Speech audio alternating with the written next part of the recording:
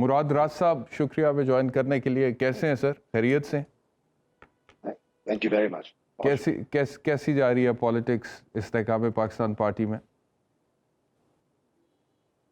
میں سمجھتا ہوں احتشام صاحب کہ اگر آپ نے کوئی فیصلہ کر لیا ہو اور آپ نے پارٹی جوائن کر لی ہو تو آئی تھنک میں نے نہ پہلے کبھی بیک فٹ پہ پالیٹکس کی ہے اور نہ اب کروں گا انشاءاللہ تعالی.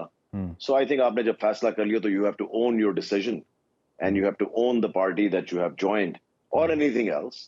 اور آپ کو اپنے جو آپ کا پرانا پہلے سے آپ کا ایک مزاج ہے آپ نے اسی مزاج پہ چلنا ہے، اپنا مزاج تو نہیں چینج کر سکتے.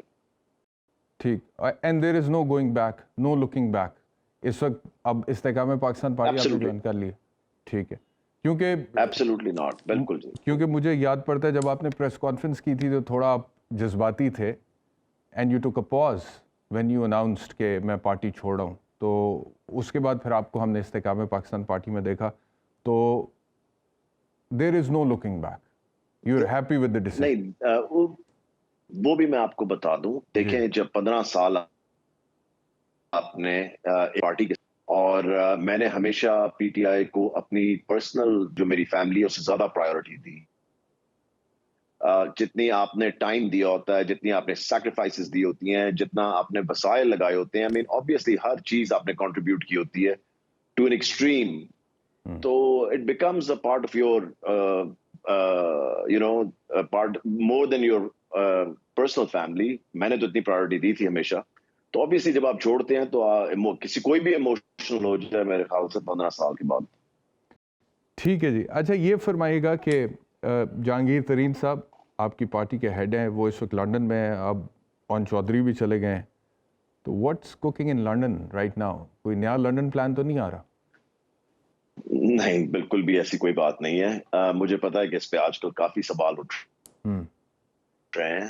میں آپ کو یہ بتاؤں کہ میں جہانگیر ترین صاحب سے ملا تھا ایک دن پہلے جس دن انہوں نے جانا تھا اس سے، اور کوئی ایسی بات نہیں ہوئی تھی کہ جا کے انہوں نے ادھر کسی سے ملنا ہے یا کوئی پلان بنانا ہے یا کوئی اور نئی کوئی چیز ہونے گیا. nothing like that. انہوں نے اپنے ٹریٹمنٹ کے لیے جانا تھا اور انشاءاللہ تعالی ان the next 4 or 5 days وہ واپس آ جائیں. اچھا. اور اون چوائس صاحب بھی گئے نا وہاں پہ؟ اب ان کا تو کوئی آن آئی تھنک نہیں آن تو میرے خیال سے انہی سے ملنے کے لیے گئے ہیں کیونکہ آگے کیونکہ دیکھیں کیونکہ الیکشنز میں ٹائم بہت کم ہے. سو اس لیے ڈفرینٹ ڈیسیژن سب چیزیں جو ہو رہی تھیں ہر چیز فون پہ ریلے ہو نہیں سکتی.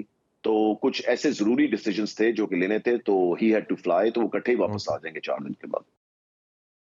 سب سے غلطیاں ہوئی ہیں جو پاکستان تحریک انصاف کی سچویشن ہے آج، اور جس طرح پی ٹی آئی میں ٹوٹ پھوٹ ہوئی ہے، اور پھر جس طرح بہت سارے لوگوں نے سیاست کو خیر بات کہا ہے پی ٹی آئی کے پلیٹ فارم سے غلطیاں ہوئی ہیں آپ کے خیال میں؟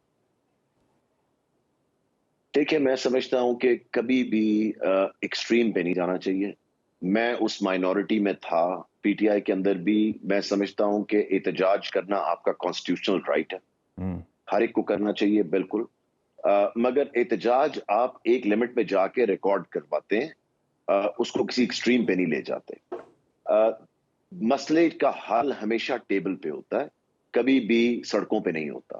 سو میرے خیال سے جب سے جو ایڈوائزرز ان کے کان میں لگے ہوئے تھے جب وہ لاہور موو ہوئے ہیں زمان پاک میں پچھلے 6 مہینے 7 مہینے، جو ایڈوائزرز کسی اور کی سپیس بننے نہیں دے رہے تھے زمان پاک کے اندر، انہوں نے بالکل بلاک کر دیا تھا باقیوں کو. مثال کے طور نہیں پہ میں ایک پولیٹیکل آدمی ہوں، سو میں کبھی نام نہیں لوں گا. آپ سب کو پتا ہے احتشام صاحب، آپ بھی بہت نالجبل ہیں اس بارے میں کہ کون وہاں پہ سارا وقت ہر روز ہوتے تھے لوگ، اور انہوں نے بالکل بلاک کر دیا تھا باقیوں کو کہ باقیوں کو سپیس ہی نہیں مل رہی تھی. جو وہاں پہ ہوتے تھے وہ تو جا چکے ہیں، اب جو زمان پاک لاہور تھے وہ لوگ تو جا چکے ہیں، چھوڑ چکے ہیں. جی، یا وہ جا چکے ہیں یا چھپے ہوئے ہیں. پاکستان پارٹی کا حصہ ہو گئے ہیں. نہیں وہ استحکام پاکستان پارٹی کا حصہ ہو گئے ہیں، یا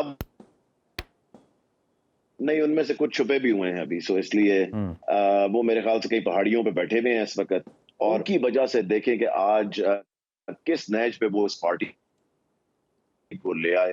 اور I think horrible advisors with horrible advice, اور कोई अपने आप को एहतशाम अपने मुल्क को जलता नहीं देखना चाहता. कौन अपने मुल्क को जलता देखना चाहता?